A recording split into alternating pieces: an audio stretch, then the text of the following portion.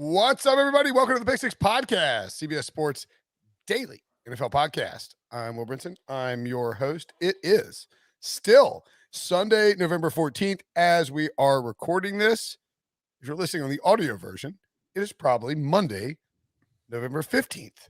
But I would highly recommend that you subscribe to our YouTube channel, youtube.com/pick6.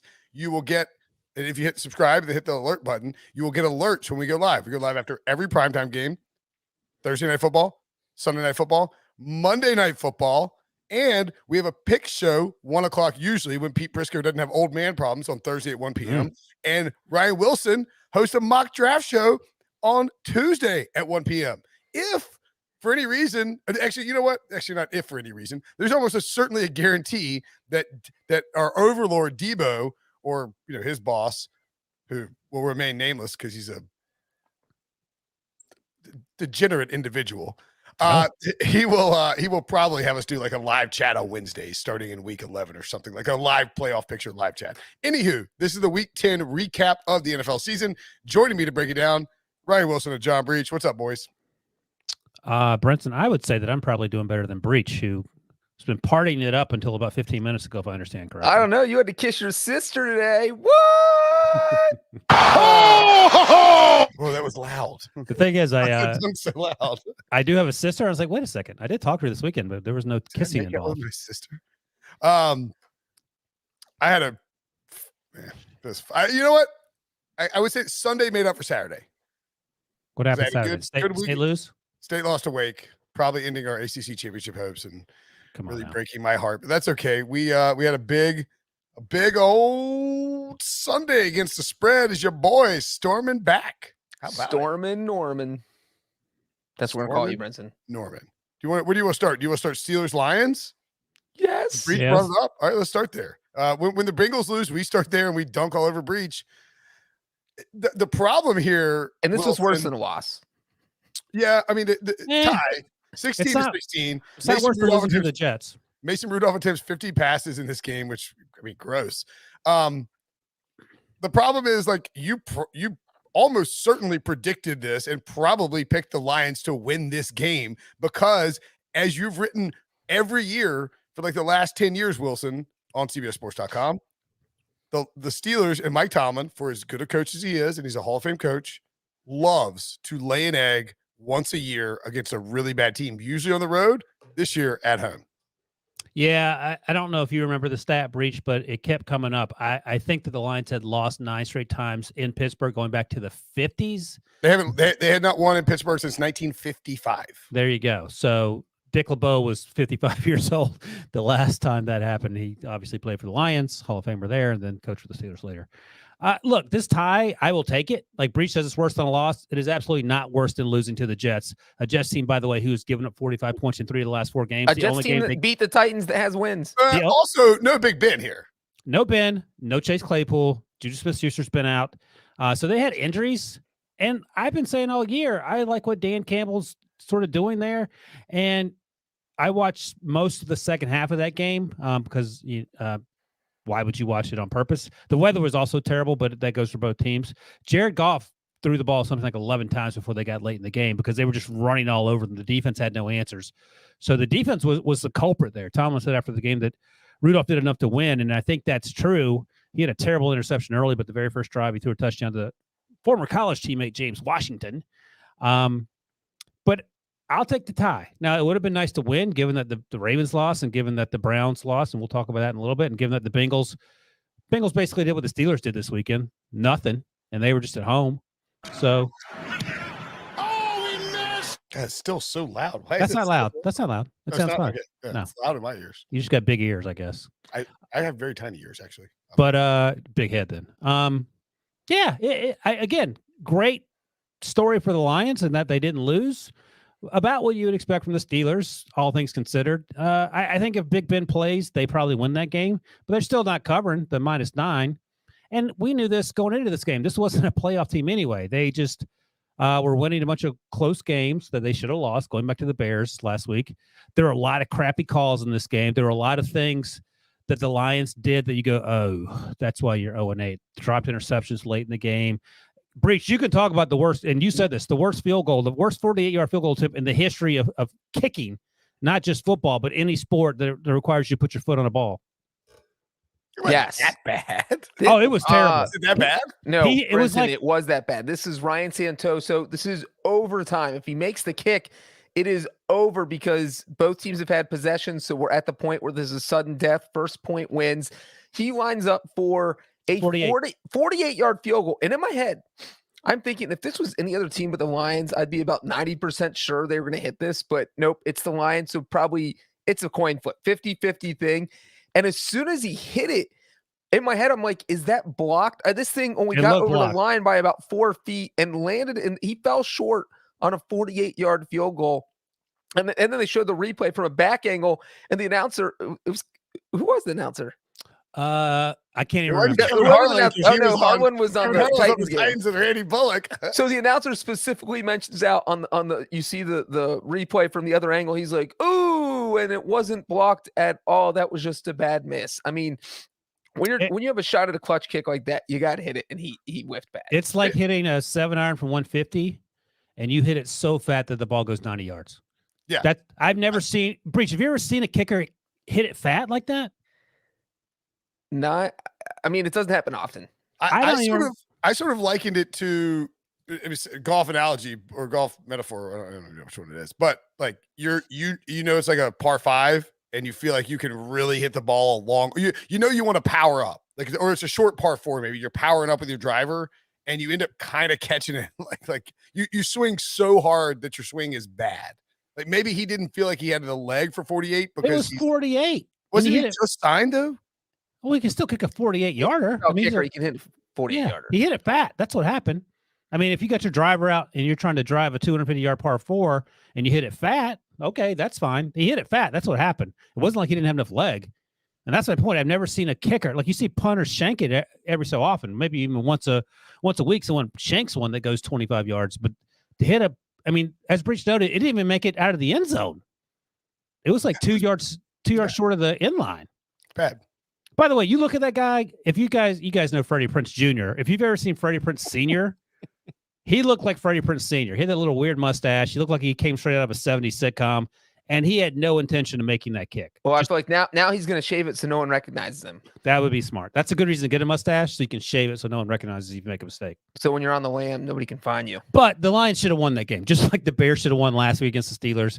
And the Steelers, are who we thought they were. They're not a very good football team who are replacement level and finding ways to win. They would have been in first place in the division, ridiculously enough, had they won this game, but they didn't. And, it is what it is. DeAndre Swift went off. Igwe Buike went off. And Breech, Igwe Buike's dad? Donald Igwe Buike, kicker, Tampa Bay Buccaneers, mid-1980s. No, who was he? That was my great Ace Ventura impression. Yeah. Yeah. His son ripped off the 42-yarder for a touchdown early in the game. Do you want a fun fact about Godwin Igwe Buike? That is the longest road 42-yard rushing touchdown, longest road rushing touchdown by a Lions player since 1997 when Barry Sanders ripped one off, a 51-yarder against the Washington football team. The Lions also rushed for 200 yards for the first time since week 7 in 2018. Urban Meyer clearly hasn't coached there. And I feel for Dan Campbell. Like, just get the win. He was coaching. He was actually, according to the telecast, he had taken over some of the play calling duties. And Jared Goff wasn't asked to do a lot because he didn't need to. Mason Rudolph was asked to do a whole bunch, and Mason was fine. Like, Mason actually was more mobile than Big Ben, so try to wrap your brain around that. But Deontay Johnson fumbled in overtime on what could have been set up a potentially game-winning field goal because, as Breech might admit, even though he's not a Steelers fan, Chris Boswell, is he a top 3 kicker, Breech? You have to read my kicker rankings, Ryan. All right, I'll look that up. But yes, he is. So that's one thing. And the Lions messed it up again, so the Steelers got the ball back with, I think, like less than a minute to go in overtime. And then he is number three for my preseason kicker rankings this year. So your top 3 is right on button. He's been. Are you talking about the after the Steelers got the ball like 3 times in overtime? Well, Deontay Johnson fumbled on a great throw from Mason Rudolph where he undercut the receiver. And then I swear this drives me crazy. This drives me almost as crazy as people who don't use cruise control on the freeway. But when you catch a long pass, you probably don't use cruise control if I had to guess. No, because I'm a locked-in driver who's constantly focused. Yeah, you're the jack nut that sees someone pass you and speeds up, and then you get in front of them and slow down. Anyway, Deontay Johnson catches the ball, and he undercuts the receiver to his right. He goes to his left, cuts back to his right. Right, guess who's there? The cornerback he just beat, who punches the ball out. This happens every week in the NFL. It happened on Sunday Night Football to Deshaun Jackson. That drives me crazy. Anyway, so that happened, and then the last series of the game, Freiermuth in overtime fumbled what would have been probably a 57-yarder for Chris Boswell for a chance to win it, and that's why that game deserved to be a tie. 2 fumbles, 2 turnovers in overtime's unreal. Like, full disclosure, and not to lose. I was doing some dad stuff as this game was wrapping up. I think this is the only game was this the only game for the 1 o'clock that was like really close? Well, the Titans game got close to the end there. Yeah. But I mean, like by and large, there were a lot of blowouts in this slate in general. And even the 4 o'clock games were snug at halftime and then kind of got pulled away. But I'm wondering on that thing that led to the Santoso missed field goal. I know there's the holding on 3rd and 4, which they Goff hit St. Brown down to the Pittsburgh 25, and they got called for holding, and then they picked up 8 yards, and because they kicked from the 30. I'm just wondering, like, was there any? I didn't see it really, really closely, so I was sort of asking you guys: was there anything the Lions did stupidly? I mean, obviously, other than the penalty, to back them up and force it, because you've got this guy that you just signed off the street, right? And he's not as Breech notes, you should be able to make a 48-yard. I know. I'm just saying, if you've got in that situation, if you're the Lions, you would love to give him a chippy. And a 40 I think they did. Shot. I don't think there were any issues there. They had a drop interception, I believe, after that play, in which that would have been at midfield. I think that. I mean, the only thing you could argue. So after, I don't know who got called for the roughing the passer on Goff. So once that happened, terrible call. It was Trey Norwood, but go ahead. Yeah. So that probably the Lions should not have even been in field goal range because that shouldn't have been called. But once that happened, I was like, oh my God, that's going to cost the Steelers the game because that basically puts them in field goal range. So they're at the 34, and it was like, what's Dan Campbell going to do? And they run the ball in 2 straight plays. So you can look at it as in one of 2 ways. One would be, what are you doing here? You're the Lions. Like, don't play for a field goal. Don't play for a field goal. But then the other flip side of that is they ran the ball so well is that's probably Campbell did not want to put this in Jared Goff's hands. So he's like, you know what? We're going to ride or die with DeAndre Swift. And if he can't get the first down, we'll just kick the field goal. So it was, I can't imagine being Dan Campbell trying to call plays because it was his first game calling plays, I think, this season. And it just looked like he outthought himself there. And that's how you end up trying a 48-yard field goal, not getting closer. Yeah, not ideal. In the range of in terms of the playoff race, obviously a tie is better than a loss, but worse than a win. I mean, no kidding, right? But Pittsburgh's still the 5 seed in the AFC as we stand right now. By the way, a certain team's leading AFC West. We'll talk about that later. I hope you took that bet that I told you not to take in terms of them winning the division. Yeah, duh, of course I did. But I mean, the Steelers are still in the playoffs at 5-3-1. The AFC is a maul of teams who are. I mean, Denver is 12 at 5-5. The current 7 seed in the NFC, the Panthers are 5-5 as well, and Denver is 12th in the AFC. A lot of shuffling left to go in the AFC. Oh, great news! What's Bengals that? ain't last in the division anymore. That's a positive development. That's exciting. All right, we'll get to that as well in a second. Let's. Anything else from Lions and Steelers that you guys want to cover? Breech, of the Lions going to win a game this year? Yes. Oh, also fun fact: 17-game schedule. Someone tweeted this out. Don't know who it was, but Mike Tomlin's going to still find a way to go 500. Of course he is. Yeah, better than 500. No, 8-1. That's the joke. But that his worst season ever last year or 2 years ago? He's done 8-8 a couple years in a row. Okay. The Lions will find a win. God, it's got to be tough out there. Oh, Dan Campbell, you poor SOB. They can beat the Bears on Thanksgiving, right? Yeah. I mean, they could beat the Browns if Baker Mayfield's out. And For sure. They got Baker's banged up. Anyway, let's move on because Steelers Lions ultimately matters, but mostly Come on. just dunking on Wilson. Big Ben should be back for next week, right?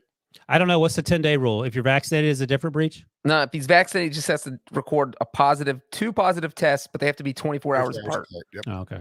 So All he right. could literally, if he tested negative today, or 2 negative tests.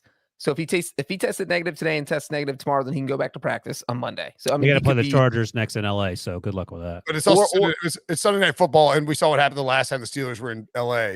Tons of Najee Harris. Remember all the terrible towels in that soccer stadium? Oh, a couple years ago. Yeah, I think Duck Hodges started that game. Yeah. And by the way, Najee Harris we are betting Najee Harris over carries in that game because the Chargers are the worst rush defense in football. They're going to feed Naj. His leg's going to fall off. He's going to play a year and a half. Well, it's not fine the for same thing with Lev Bell. It's fine. It's him. not fine, but I mean, it's what they're going to do. Okay, moving along to the most important game of the day. Best storyline in professional football. The best storyline in sports, frankly. Oh, it's going to be Cam Newton Bowl. Cam Newton's back. I mean, oh my God, what an unbelievable Cam. People were like, so I was out again doing this little dad thing, and I'm trying to. It's like Y guides or whatever, and I'm trying. Do you work on Sundays or what's going on? Yeah, I'm trying to just be a good parent and not and like. That's the first time I've ever heard those words out of your mouth. I know. He must have got in trouble. He got in trouble. I was trying. I didn't want to like send my son with 2 of my buddies out to this little thing. We cut it short. Came back. It was watching Red Zone. You don't have to explain yourself. But the people who are with were all Panthers fans. And they were asking me, they're like, so what's the deal? Like Cam, like, is he gonna start today? And is he even playing today? I was like, he's active. I'd heard going into the game that they had a specific package for Cam that was basically, like a red zone type of thing where they had a couple of plays built in. The Panthers get down into the red zone, and all of a sudden Cam Newton's just in the game. I mean, he hadn't played with the Panthers since 2019, right? Isn't that right? Yeah. And he became the first quarterback in the last 30 years with a rush touchdown and a pass touchdown on his first rush attempt and his first pass attempt of the season. He plunges into the end zone. I think he did the Superman. He starts screaming, "I'm back! I'm back!" He may have not done the Superman. He did it on the bench. Okay. He starts yelling, "I'm back! I'm back!"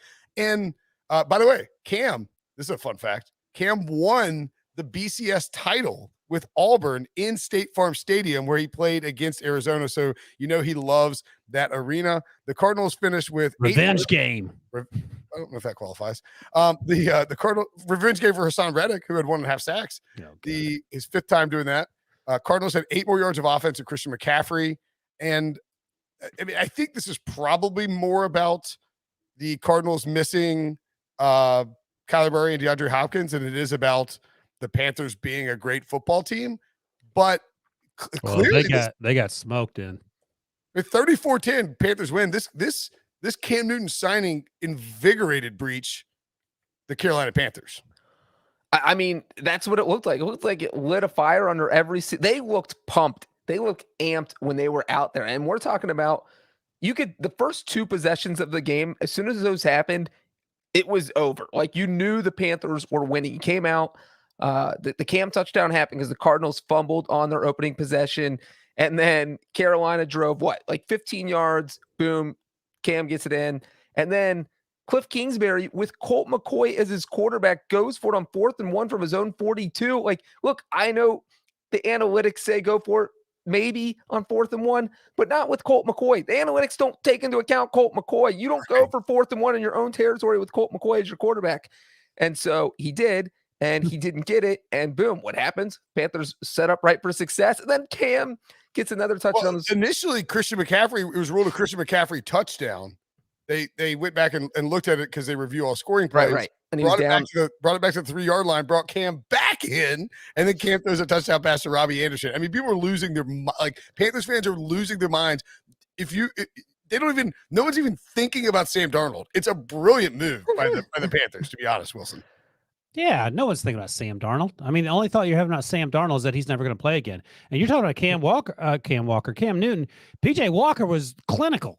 Again, Sam Darnold, they traded a 2nd-round pick for. I'm sure David Tepper is angry about The fact that he had to give up all that he gave up for Sam Darnold. And they got to pay him $19 million next year too, which is you got to pay him $19 million next year. And I say it every week. Adam Gase is the real winner here each and every week that we see Sam Darnold. So yeah, PJ Walker looked good. Cam Newton, obviously, you can't beat 3 for 4 for a touchdown and then running for another touchdown and the vindication. And it almost felt like he never left. And to Breech's point, this was the weekend of backup quarterbacks coming back to earth. Colt McCoy, there were several others that we'll talk about. Colt McCoy's interception was, we say it every week, one of the worst interceptions we've ever seen. But he threw across his body about 40 yards and overthrew his receiver by about 25 more yards for the easiest interception that the Panthers probably had this season. And it got to the point where Colt got hurt and Streveler came in, who had to play last year at times. Underrated storyline, James Conner, I think, scored his 11th or 12th touchdown. I mean, it is bonkers how much he's scoring. So weird. 10 for 39 for one TD. But, we sort of felt like the Cardinals were going to come back to earth at some point. I'm not blaming the injuries because they played lights out last week. And maybe that says more about your 49ers, Brinson, or your former team, the 49ers, now that you're a Panthers fan, than it does about the Cardinals. But cool. Cool. Happy Halloween. But yeah, turkey. This But you look at the Cardinals now, they have lost 2 of 3. They lost to a completely depleted Packers team where Aaron Rodgers had no one to throw the ball to. And they lose to a Panthers team who, a Cardinals fan can say, well, we didn't have Kyler Murray. Like, the Panthers had their backup quarterback. They have PJ Walker and Cam Newton, who was signed on Thursday. PJ Walker and a guy who was signed on Thursday who probably knew 4 plays. Like you said, he had a tiny package going in these red zone plays, and that's what he did. Hey-o. Package. That's what she said. His play package. I don't know if that helps. That's better. So the Cardinals are now 8-2. I am worried that we had this long history of the Cardinals kind of doing this down the stretch because Kyler gets banged up, and then you have questions. And we have recent history of when Kyler's hurt, the Cardinals struggle down the stretch. They still have to play the Seahawks twice, including next week in the afternoon slot. Russ looked like crap, and we'll get to that in a minute. But that's to be expected with the hand injury. You still got to deal with Russ. They have a game against the Rams, a game against the Colts, a game against the Cowboys, and then the 2 games where it's clearly they'll be favorites, I think, because they have the Seahawks and then their bye, I believe. Right? Yes. But the Rams are winning the division, and then the question at the Bears and at the Lions. So they're 2 games where they're definitely favorites, or on the road. I mean, they should win at minimum 3 more games, right? Right? Yeah, they're going to the playoffs. Yes. They're going to, because even if they go 11-6, they go 3-4 in those final 7. That means the 7th seed right now, the Panthers would have to go 6-2. Like that's right. Right. It would take a lot for that to happen. But I do agree with Wilson. I think they're not even. I don't think they're going to win the division. So no, they're not going to win. The Rams is the bet to win the division right now. They're a plus money coming this week. We talked about that. Brady. I was pumping up the Seahawks before this weekend, and I got to read. Well, I mean, 2 weeks ago, when I think the Cardinals, either right before the Packers game or right after, when we talked about, we polled the 3 of us and on who would win the NFC West, and none of us picked the Cardinals, even though they were in first place by themselves at that point. I picked the Rams, right? I'm sure I picked the Rams. Yeah, 100%. Yes, tiny packages are classic. It's a clip and save. It's the clip and save all day long. Oh boy. Go Heels. Tiny package. Didn't Brinson say they had a package of plays for him? That was you, dum-dum. No, I said they had a package of plays. You said he had a tiny package. A tiny package of plays. You didn't say that. All plays. You just said he had a tiny package. Let me see if I can bring up really quickly the division odds. Wow. At Caesars, the Cardinals are still minus 150. The Rams are plus 125. The Seahawks are 60-1, and the 49ers are 70-1. If you can bet on the Rams to win the NFC West at plus money, please go do that. I know Robert Woods is out, but they got Odell Beckham. They had Von Miller. This is a better team than the Cardinals. The Cardinals currently have the tiebreaker. The Rams are going to win that division. Now, I'm going to look like an idiot if on Monday night this completely flips, but Rams at plus money to win the NFC West is a good bet. Go bet that. What was I about to say? I completely Even forgot. if the Rams lose on Monday night, I would still pick them to win the division. Yeah, I think so too. Their people are their main. Oh, sorry. Robert Woods aside, their guys are healthy, and they have, as you mentioned, Odell, and maybe that jump starts them and all that. The thing I think for the Cardinals, so they have the Seahawks and then their bye, and the Seahawks is on the road. I honestly, and this sounds kind of crazy, I think they should sit Kyler Murray against the Seahawks and give him 4 weeks of get this guy healthy, because this team is not going to do anything meaningful without Kyler Murray. Well, here's the thing: if they're going to lose the division, and they understand that, and by they I mean Cliff Kingsbury and Steve Keim, and they understand it in the sense that they think it's unlikely, that it doesn't make sense to roll them out there, because as Breech notes, just win 3 more games and you're in. Yep. So unless you're going to get the first overall pick and get the bye, do the math. That's all seed, but yeah, Bears, Lions. Right. You need to beat the Bears and the Lions. If you beat the Bears and the Lions on the road and win 1 home game, you are all but guaranteed to be in the playoffs.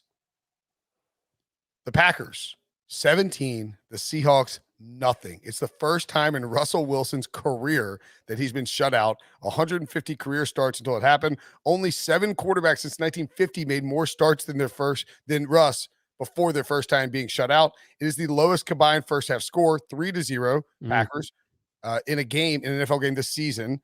And the Seahawks have now lost 10 straight road games against the Packers. Wilson, should Russell Wilson have been playing in this game? Well, the answer is no. Right. 20 for 40, he had two. Yes, I guess hindsight is 2020. 2 interceptions. Yeah, I just figured he would be fine. And by fine, I mean 75% of what we expect from Russ, which is 25% better than what we got from Geno Smith, because Geno's a backup and he's replacement level, and that's 50% of Russ or whatever. But yeah, in retrospect, Russ probably should not have been out there. And much the same conversation we had about Kyler Murray going forward. Yeah, you see he's completed half his passes. If you're watching on YouTube, you can see the graphic. 161 passing yards, no touchdowns, 2 interceptions, 39.7 passer rating. Previous 5 games, his passer rating was 125.3 before he hurt his finger. So, yeah, he shouldn't have been out there, and I think that's it.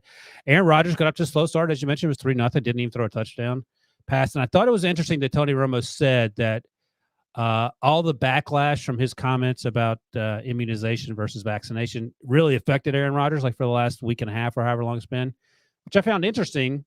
But we've always said he seems to be sort of thin-skinned and has his earballs open to hear what everyone's saying. And, maybe if he could focus more on other things, it wouldn't bother him as much. But they found a way to win, and that's a huge win for them. Not that the division's in question, but if they want to, get to the Super Bowl, which I would like them to do because they're my pick along with the Bills, and they're along the right path. Oh, by the way, Breech, what are you going to do about Mason Crosby? I mean, if I'm the Packers, I don't know if I'm concerned yet. He was so good remember that Lions game a couple years ago? He missed like 3 extra points and 3 field goals, total meltdown. Then he went on a hot streak and wasn't missing anything. And then starting with that Bengals game kind of has been going south since then. I don't know if I'm worried about now the Packers, because the question we always ask ourselves, Ryan, is who is out there that's better? It's not easy. It's already hard enough to kick. When you talk about bringing somebody into Lambeau Field, that's not an easy environment for a kicker, probably one of the toughest stadiums. So I don't know that you can just replace. Yeah. So unless he misses like 2 field goals a game for the next 3 weeks, I don't think they would even think about it. The problem is if you're the Packers, you've had this, it's like LaFleur and Gutekunst have had a conversation, or like LaFleur, the special teams coach, have had a conversation, but no one else is talking about it because you don't want to, put out you don't want the word to get out that you're concerned. But remember, he had the season where he had the yips, and people were wondering, will they move on from Mason Crosby? Of course they didn't. I would doubt that they do anything right now. The bigger concern here, by the way, is Aaron Jones has a sprained MCL, and this may be the 4th time he sprained his MCL. I think twice in the right leg and once in the left leg. That's better than tearing your ACL. I'll tell you that. That'll heal for sure. He missed, I want to say 3 games the first time, and then the last 2 times, and I'm going off a Tom Silverstein tweet, I believe. And now the Packers front office is like, I told you so. We need to draft a running back in the 2nd round. Who gets the last laugh now? The AJ Dillon pick looks not idiotic right now. All right, here it is. So Jones sprained his MCL 3 other times, 2 on his right and once on his left. Oh, that's correct. He missed 2 games in 2017 with his left MCL sprain. Did the right at the end of 2017 to 2018, so he didn't come back because it was so late in the year. No surgery for any of them. At minimal, it feels like he's going to miss 3 games. AJ Dillon looks awesome. I don't know what. I mean, I guess I do know what Steve Adazio was doing at Boston College is not passing him the ball, but he had no receptions at Boston College. He might have had 20 receptions in his entire career at Boston College, and he definitely had a 2,000-yard rushing season, I think. He's a great receiver. He's an animal. He's difficult to bring down. I think the Packers are going to lean on Dillon in this run game, and you're going to see AJ Dillon's a fantasy league winner, and his over on rush yards is a smash every single week for the next few weeks until Aaron Jones comes back. That is one of the hardest things as a junior draft analyst is to figure out why running backs don't get a lot of catches in college and try to. It happened with Jonathan Taylor too. What does that mean going forward? Debo and I actually talked to AJ Dillon before the draft. He was a very nice chat. Yeah, right. Yeah. I thought you had more there. He let's see. I'm just going to tell you real quick what he had in college. But do we on the Seahawks? Oh, he had 1685 his junior year. Sorry, no 2,000-yard season. But he had 21 catches in 3 years at Boston College. I mean, this guy is a good receiver as far as running backs go. How do we feel about the Seahawks here? Yeah, I keep saying Russ wasn't ready to play football. No, and I would imagine if I had to guess, he probably talked his way into playing. I mean, he did the whole invisible. Right, he's doing the phantom workout. Yeah, 9-finger Wilson out there can't throw the football. Well, I've been talking for weeks that they're going to be the 7th seed, but this might have been like last week was crazy. This might have been the craziest 2-week stretch in terms of teams winning that were surprising and teams losing that shouldn't have lost, and one team idiotically tying. But I don't know right now as we sit here whether the Saints and the Panthers are going to give up the 6th and 7th seed and allow the Seahawks to make their move. So right now, I got to hold steady and say the Seahawks don't appear to be a playoff team. Wilson, you're shooting on your boy Wilson. This is a Wilson on Wilson crime. I'm just saying I don't. Shouts to whoever keeps popping back up every single time we do a live show to give one dislike. I mean, I feel like there's going to be. We're going to find out. What if it's Wilson? Person. It's the same person hitting that button every time. You should hit the like button. We are giving away a Brinson Sucks hat. I don't know what that was, but they are sweeping the nation in terms of their interest. The Seahawks have the Cardinals at home. Remember, Kyler's still banged up at Washington. That's a primetime. That's a primetime game against San Francisco. Also a primetime game at the Texans. They still have the Texans, Lions, and Bears left on the schedule. And my lowly 49ers and the Washington football team. There's a path to 9 wins. Well, okay. There's a path. Are the Saints and Panthers going to suddenly crap the bed? Or the Vikings who are 8th now, going to crap the bed? I mean, they can't all crap the bed. There's not enough room in the bed. If the Seahawks are in the AFC, they'd be in trouble. NFC, they're still fine. There's also a path to take a break. And we're going to do that right now. The question is, what really happened out there? I know when you look at me, you don't see someone you should be afraid of, but you're wrong.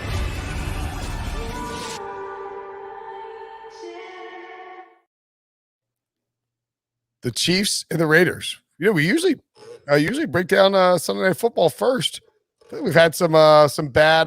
By the way, we're giving away a Brinson Sucks hat, as I mentioned before. Hit the like button if you're watching on YouTube. We are giving away our buddy Lewis Dawes, a podcast listener, great friend of the show, awesome dude, made up a bunch of Brinson Sucks hats and toboggans. We're going to give them away on essentially every single primetime recap show. So hit the like button. If we hit a certain number, Debo will tell me what it is. We will give a hat away to someone in the comments. People are yelling hat in the chat. You should come and hang out with us. It is fun. Much more fun than Chiefs Raiders, which was a complete blowout. The Chiefs absolutely dominated the Raiders 41-14. A classic old school, like last year, Patrick Mahomes and Andy Reid game. Mahomes goes 35 of 50, which is it's crazy. He threw 50 times in a complete blowout like this. It was a little bit closer until late in the game when Deshaun Jackson made the previously referenced egregious mistake and fumbled after a long catch. It should have been a touchdown. 35 of 50, 406 passing yards, 5 touchdowns, 0 interceptions. Darrell Williams had a mammoth game. 9 catches, 101 yards and a touchdown, 11 carries for 43 yards. Kelsey, 8 catches, 119 yards. Tyreek Hill, 7 catches, 83 yards, 2 touchdowns. Even old Byron can't stop once you pop. Pringle got a touchdown as well. So I ask you this, Wilson. Are the Chiefs back? And do you wish you'd bet on Patrick Mahomes at 80-1 to win MVP? Yes and no. I'm fine with not betting on Patrick Mahomes winning MVP. I think there's some people in front of him. He could win it, of course. But, yeah, I was just skeptical because we had seen nothing from this Chiefs team to indicate that they were the Chiefs teams that we saw the last 3+ years. But we saw it on Sunday night, and I think part of that was Patrick Mahomes taking underneath stuff, which we hadn't seen him do a lot this year. He threw a lot of passes quickly, got rid of it, and let his playmakers do the heavy damage. And then the Raiders continue to spiral out of control as, one bad thing after the next happens to them off the field. And I don't know if that's playing a large or small part, but it's affecting them in some manner because they're not playing very good football. Derek Carr was okay. He wasn't great. Had 1 interception, should have probably had 3 or 4, given all those moon balls he was throwing. But for the Chiefs, it's a great win. The defense only allowed 14 points, and those are things you can build on. I don't know if Melvin Ingram played or how much he played. I know they talked about it before the game, but I didn't. He had Melvin Ingram had a monster one-arm dismissal of I believe it was a tight end into an incredible tackle. Okay. Oh, by the way, what was his only tackle of the game? It probably was, yeah. And the only other thing I'll say is that we'd like to dunk on Daniel Sorensen for giving up big plays. My man had an interception, so good for Danny S. The Chiefs.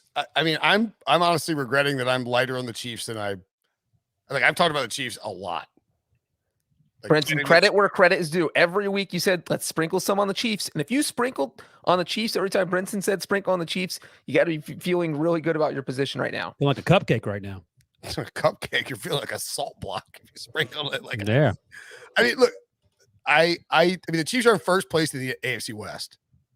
The Broncos traded away Von Miller. They just kind of slapped the Raiders around on national television. And the Chargers lost 3 in a row? No, they lost 3 or 4 because they beat the Eagles. I mean, man, they're minus one, hit minus 110. They're minus 110 to win the AFC West at Caesars. That is a bet. The Chargers are struggling right now. They're sort in a weird headspace. Joe Lombardi has it. We'll talk about them in a second. Anyway, bet on the Chiefs. Anything less than minus 150 is a bet. Debo had it up a second ago. Patrick Mahomes is still 30-1. I have a good friend of the show who is covering this game as a ruse to go out to Vegas and party for the weekend. I'm not going to name names. I'm not going to say Adam Beasley's name on the podcast, but he's out in Vegas. And I told him, of course, I was Bees. Who cares? I told Bees, if you get back to Harrah's and you can find a 30-1 or better Patrick Mahomes MVP, put $50 on it for me. Like, this MVP race is wide open. And if the Chiefs get white hot and win a bunch of games and get the number 1 seed, they're just going to give it to him. It'll be like the Rodgers relax season. Like I said 2 weeks ago and last week and 3 weeks ago and 4 weeks ago. All right. I mean, did the Chiefs fix things, or did we just get to our annual midseason claps for the Raiders and they proved their frauds again? No, Gus Bradley just ran a bad defense against Patrick Mahomes and he ate him up. Because last year the Raiders started 6-3. Guess what they finished? Do you remember their final record after starting 6-3? 7-9. 8-8. Oh, okay. In 2019, they started 6-4. Do you remember their final record after they started 6-4? 5-11.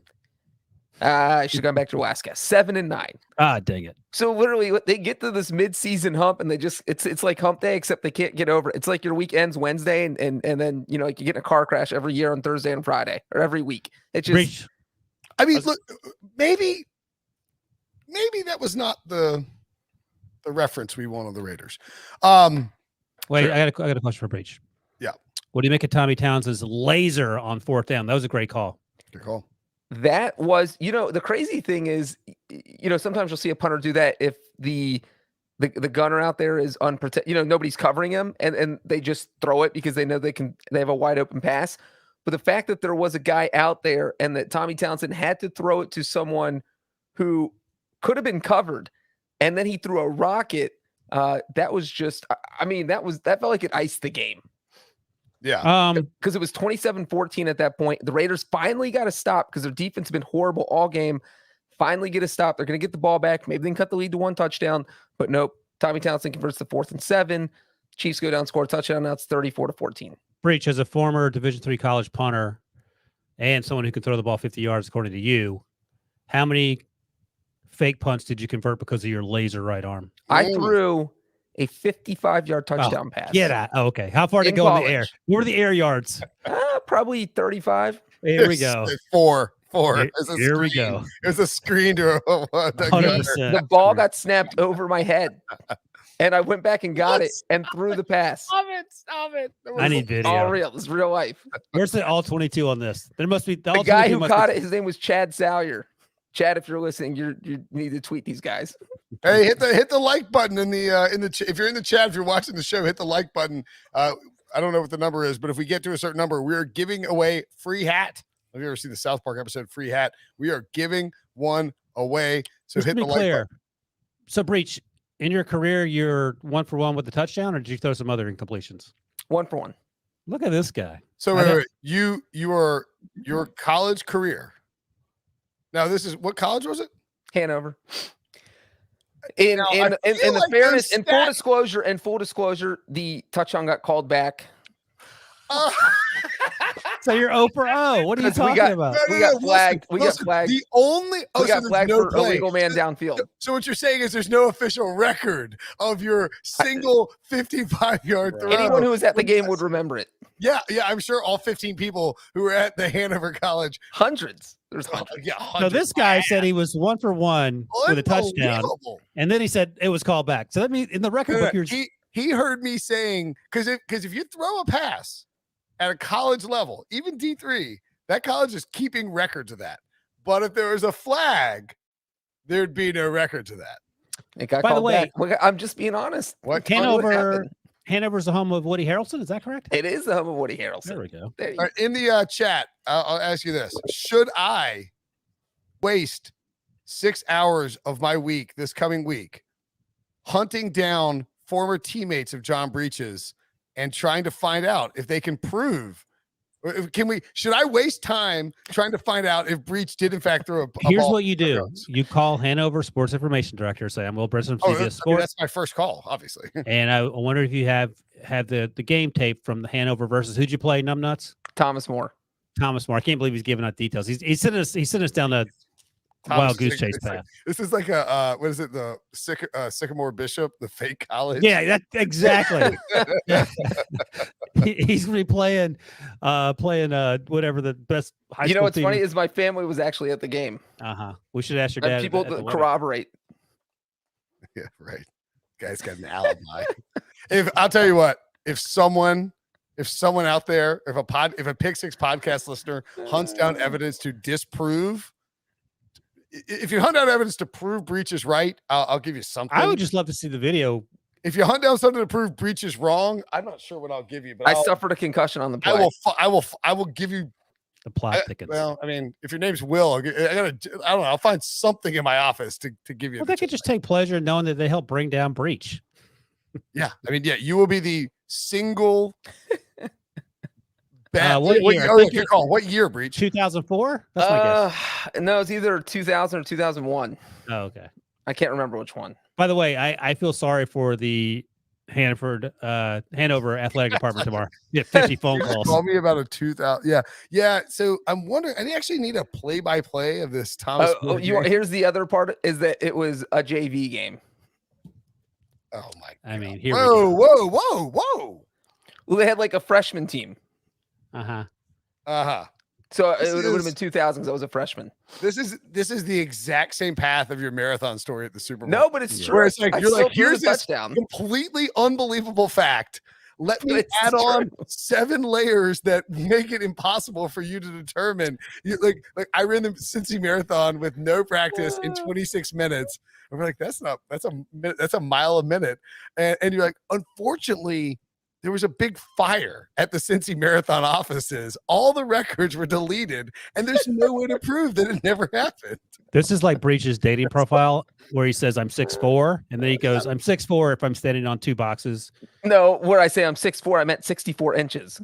There you go. Which is 5'4". Thanks for doing the math, because I was If you think Breech is full of it, hit the like button right now. I'm gonna hit it twice.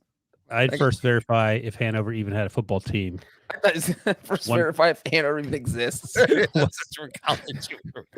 would be a pretty awkward plot twist. If you Like you said, the high school team, Bishop Sycamore or whatever, that didn't exist either. By the way, it was a JV team, so they don't keep stats for this. What can you do? All right, we got a ton of games to get to. Let's keep go. moving. That was a fun little aside. Oh, that may be my favorite. That's a enjoyable Sunday moment. WFTs. The Fighting Taylor Heineke's took down Tom Brady. What is going on? 29-19. I saw I don't know who pointed this out, but it's true. Every single week for the last few weeks, there has been, whether it's Titans against the Jets, Bills against the Jaguars, Bengals against the Jets, Bucs against Washington off their bye with the worst pass defense of football and Tom Brady throwing the ball. There's just a good team laying an egg. And it was the Bucs on Sunday. I mean, Washington's pass defense is, again, the worst in football by a large margin. And now there's concerns that Chase Young may have hurt his knee really badly. I think he's done. ACL. It's ACL tear. It's not confirmed. It's MRI. I mean, they had that. They had I think it was Rap Sheet tweeted out within 5 minutes. Rap Sheet was like, sources believe he tore his ACL. Yeah, I get that, but you do the MRI to confirm it as someone who knows about these things. Right, an ACL survivor. Sorry. Are we anyway? Go ahead. The Bucs have lost to the Saints and WFT. By the way, did they lose? No, they beat the WFTs in the playoffs. But Taylor Heineke played out of his mind in that game. They also too. lost to the Rams. Yeah, the Bucs did. But didn't they lost to the Rams last year? And did they lose to the Rams and Saints last year too? They lost to the Saints. They got smoked by the Saints last year. Yeah. Anyway, Taylor Heineke and yes, great. Brinson, they did lose to the Rams last year in the regular season. Yeah, they lost to the Rams, Bears, Saints, Chiefs. Yeah, I mean they've had these trouble against these particular defenses, but then they. But to be fair, that was all first half of the season last year. Sure, but then they beat them all in the playoffs, and they beat the Bears again this year, but not WFT and Ron Rivera. I sort of wonder if there's a Ron Rivera, Tom Brady effect there. I don't know. No, it's Taylor Heineke. If you're watching on YouTube, look at the numbers of his unbelievable versus the Bucs versus the rest of the team. It was basically the Patriots versus the Jets versus everyone else 3 weeks ago, and now. Like I watched a lot of that game, and Heineke was dealing. Like he'd be falling backwards and throwing the ball blindly, and just Terry McLaurin would catch it and run for 40 yards. He just outplayed Tom Brady. Antonio Gibson you couldn't tackle him. Tom Brady had 2 interceptions. One was tipped, but after the game, Bruce. It wasn't even tipped. The guy was catching it, and all of a sudden it got popped up in the air and caught. I mean, it was. And he almost had a third one off of his receiver's shoe. Yeah. But after the game, Bruce Arians said all the interceptions were Tom Brady's fault. And maybe he's like, yeah, Tom doesn't care. Either way, it was just a weird. That's weird. Yeah, it is weird. But the whole thing was weird. It was just the way that how good Taylor Heineke is against the Buccaneers, how the Buccaneers defense can't get out of its own way. I don't know what this means for the Washington football team. They're still obviously well behind the Cowboys, and they're probably not making the playoffs now that looks like they've lost Chase Young as well, but it's a fun story for Heineke, especially given that Ryan Fitzpatrick now it appears will not come back at all. Nope. A couple of fun facts from this game. Tom Brady was 18-1 against teams with a 25% winning percent or 25 or lower winning percentage halfway through the season. coming into this game. And he was coming off a bye. It's his first loss off a bye since 2016, 15-5 off the bye in his career. And it's his first loss to Washington since blank was coaching. Joe Gibbs? First Joe Gibbs or second Joe Gibbs? It would have to be the second one. Earlier. Who was before Joe Gibbs? Yeah, think about somebody going down to Arby's, getting a little Oh, the old ball coach. the old ball coach, Steve Spurrier. That's right. Brady That was lost 2002, I bet. I think that's right. Yeah. Good It's Lord. the second time in his career he's thrown 2 interceptions in the first quarter. What if he lost to Danny Werfel? Wouldn't that be something? Oh, do you want to add to that fun fact, Brinson? Do you love to. know when the other game was? The interceptions or the Spurrier loss? There's only one other game in his career where he threw 2 interceptions in the first quarter. Do you know when? No, but I'll guess. Can I guess? You guys both get one guess. Okay. I'll say week 16 in 2012 against the Jaguars. That's not a guess. You're cheating. Is that right? Oh, you meant to look that. Oh, Yeah, you cheated. I was thinking to myself, maybe it was a Steelers game because he had some interceptions against the Steelers. You can back tell by I- Brinson's smirk if he's going to cheat. The Jaguars good in 2012? You're horrible at poker, aren't you? I'm actually good at poker. in 2012. Because I reverse engineer. Anyway, we don't need to talk about my poker talent. let's We can't get sidetracked again. it is the bookend losses off the bye are really weird. Like What are bookend losses off the Or- bye?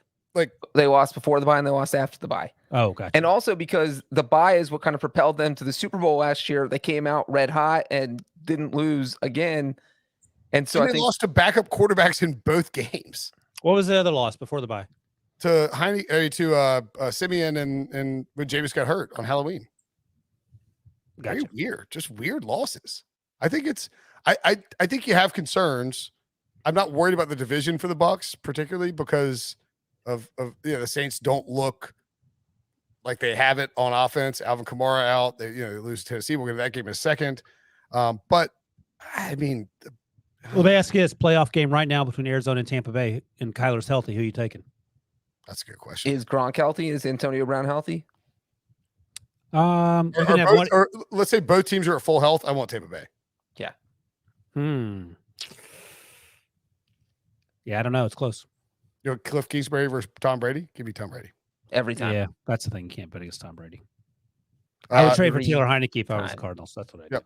Hit the like button, type in your Twitter or IG, as the kids say, handle into the chat if you want to be entered into the giveaway for a Brinson Sucks hat. If you're listening on audio, I'm sure you're sick of the YouTube plugs and the chat discussion, but sorry. Vikings 27, Chargers 20. I thought the most notable play of this game was that Brandon Staley, who's been incredibly aggressive on 4th down, was down 10. Yeah, I there was not a lot of time left, so they had to do the double up, the double dip, He kicked a field goal on 4th and 2, a 24-yard field goal on 4th and 2. because you had to get the ball back. You needed 2 scores anyway. Yeah, but it's way easier to kick a field goal from a 35 than it is to get a touchdown. But if you don't But get it, you're if you don't screwed. get it, the game's over. Right. So you just do it. You want to save time. You don't want to waste the but time. the whole analytical point is that that's the whole thing. I think It's- analytics there's not a huge disagreement in that. go look at Baldwin's 4th down bot. You were yelling about Ben Baldwin a few weeks ago when I brought it up. It's a bot. It's just it's an algorithm. Now Like, you're dunking on yourself. it was very strong. He should have gone for it. It was weird for him to take this plot twist where he I didn't think it was weird. I thought, as Breech notes, if you miss it, the game's over. So either you got to kick a You have a 100% chance of continuing. Your kicker's not missing a 24-yard field goal. So you basically have a Randy Bullock would like 100% to work. chance of He had a good day continuing the today. game, or you have a 50% chance of the game being over. By the way, shout out to Yeti, man. I got this traveler mug. This thing is incredible. Keeps my drinks cold. You ghouls can't see what I'm kind of color Again liquid. with the I got my- ghouls. I love it. Anyway, nice deflection. You have a mug, and you were wrong about the going for it on 4th and 2. No, I mean, there are a I lot was of things right. to be worried about in this game. Right. Huh? He should have gone. No one thinks that. There are a lot of things to be What? worried about in this game. That wasn't one of them. Really? I thought he definitely should have gone. And if he doesn't get it, then what do? You're yelling and screaming about why he didn't kick a field goal. I mean, no. The whole point of being aggressive and going for it on 4th down is that That's you not the whole know, You know what? you That if you you don't- know that you no longer have to get a touchdown. You're gonna have to get a touchdown anyway. You're gonna have to get a touchdown regardless. But Breech just told you if there's a 50-50 chance to make it from 4th and 2, that the game's over. You just kick the field goal because you'll get the ball. You have an opportunity That's to get the ball back. literally the exact argument of the whole go for it on 2 when you're down 14 late in the fourth quarter. No, because this This is a field goal and a touchdown. It's different than being Yeah. down 2 touchdowns. Right. No, you find out if you need. No, you're doing. I know what you're talking about. No, It because doesn't apply here. that works less the closer you get to the clock being at 0. Right. Because there's only a certain amount of possessions left in the game, and you get to a point where if you're down 2 possessions and there's not enough time for you to have 2 possessions, the game's just over. So if you you're have down, to take that into account. if you're down, what is it, 15 with like halfway through the third quarter, you can go for 2 because you know what you need to get next time when you get back down there. But if it's 4 minutes to go, I think it was like maybe 4.5 minutes to go. Here's what the bot says. Recommendation very strong. Go for it. Plus 7.9. That is Like you said, it's a enormous. bot, and I mean that's one. You're That's saying I'm Pull up 5? your pants, take Oh my goodness. I said pull up your pants, take off the bra and be My a man. goodness. Hey, Kevin Harlan. my dear friend, Yeah, I Wilson would up be snack. interested to hear who agrees with you other than a robot about that, because I didn't think that was controversial at all. Oh wow! I thought it was crazy. I remember I was sitting here watching the game, and I was like, I stood up and actually went to the fridge to grab a topo because I was like, oh, he's definitely going for it. There's gonna be they're not gonna roll out the as he's. I was thinking, oh man, would you kick here or go? I was like, oh, it's Brandon Staley. He's 100% going for it, and He doesn't go for it on every 4th down, and I don't. He went for it on 4th and 5 of his own 19. Yeah, He's going flow of the game. His team had Flow 200. of the game. What He is has 250 yards of offense. His offense has not been having a good day. Again, you want to get the score. You want to get it down to 1 score so that you're still in the game. You got did Pete Prisco steal your brains? What's happening? I just don't think this is controversial. It's I like would it's a weird analytics hill to die on. That's all. But I I do would've think shot- I this is would've- one of those things where, I understand your argument, Brinson, because if you get the touchdown and then you don't have to worry about getting as close. Right. You You're kick not a field going goal to get from anywhere. closer than that. Yeah, you are. 2 more yards, you'd be in the end zone. Well, that would. So let me tell you where I would go for it on 4th and 2. If there was 40 seconds left, I would go for the touchdown because you're probably not going to get back down there. Yeah. Yeah, even then, you might even think, oh, yeah, maybe. But right, the probability of getting the onside So kick is the still amount low. of time left in the game is a big factor in this. Or if there's 8 minutes left in the third quarter, I probably go for it on 4th and 2 in this situation. But with 4 minutes left, I'm kicking field goal. I want. So it just depends on how much I time's was left on the clock. shocked he didn't go for it there. Shocked he didn't go for it there. Interesting. Yeah, I'm actually shocked that you guys are. It didn't completely even. and that's I- fine. I checked the time. I said, oh, there's 4.5 minutes left. However much time is left. Like, oh, okay, it makes sense. Their That, defense is playing like crap too. But whatever. now, they were close, fair enough. But I just think that he had to that's take the real points. close. And then I don't. What happened in the next series? I'm guessing obviously they didn't get the ball back. The irony here is that super conservative Mike Zimmer turned the table Oh. and went for it on 4th and 2 to end the game. And just ran it with Dalvin Cook, and he just got it. The And it Vikings- looked like he fumbled for a second because he reached out, but it was the ground that caused the fumble. I mean, you kick the field goal, you go 12 plays, 69 yards, kick a field goal from Minnesota 6, and you. By the way, you could have got the first down. You didn't have to score right away because you're on the 6. So you get 2 yards, get the first down, then get a touchdown. And they never got the ball back. So I don't know, man. If They don't get the ball back either if they get the touchdown and they lose 27-24. If you don't get the ball back, you don't get the ball back. See, I disagree with that because I think Mike Zimmer is more conservative if he's down. Well, you don't know what the he's score is do. different. That's how Mike Zimmer operates. No. Yeah, Okay, that's Vikings 4-5, Chargers 5-4. Who do you feel more confident about making the playoffs, Chargers or Vikings? Jeez. I mean, I can't trust the Vikings, but I can't trust the Chargers either. I don't even know. Maybe if you put these two teams together, they have a 25% chance of making the playoffs. I trust the Vikings more. The Vikings are the 8 seed in the NFC. The Chargers are the 7 seed in the AFC. I think Yeah, the the Vikings Chargers are out of the playoffs. Dang it. Chargers. Sorry. I'm not taking the bye. I'm not falling for that again. I fall for it every freaking 2 weeks. I'm not. I'll just stick with my guy, Justin Herbert. The Vikings have a tough schedule. They still have to play the Packers twice, the Steelers. Come on. Please. The Rams. Does that count? Nah, I like the Vikings over the Chargers. That's mine. What do you think, Brinson? Let me ask you this. Vikings, Chargers, both or neither? I'm taking neither if I get to choose any of those picks. Oh my God, weren't you hammering the Vikings were a lock for the playoffs a few weeks ago? No, I don't think so. I think it's interesting because the Chargers have way more teams to deal with fighting for a wild card spot and, of course, the division. The Vikings, I think the Chargers are probably the better team. The Vikings are fighting for a smaller number of spots, basically one, maybe two. The Chargers are fighting for 3 or 4 spots, but I feel better about the Vikings somehow. How much better is the question? 12%. 7.9%. Yeah, I think it's close. Whatever the bot says. Yeah, whatever the bot says. All right, let's keep moving. Brinson only listens to the bot. I only listen to the Breech bot.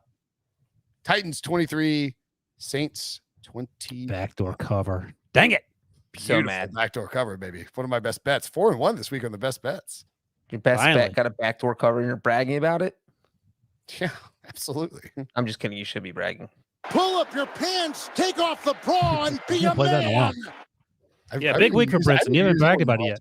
What are you so far on through 9-4 maybe this week? That's pretty good. Pretty good. Not too shabby. Pretty good. Pretty good.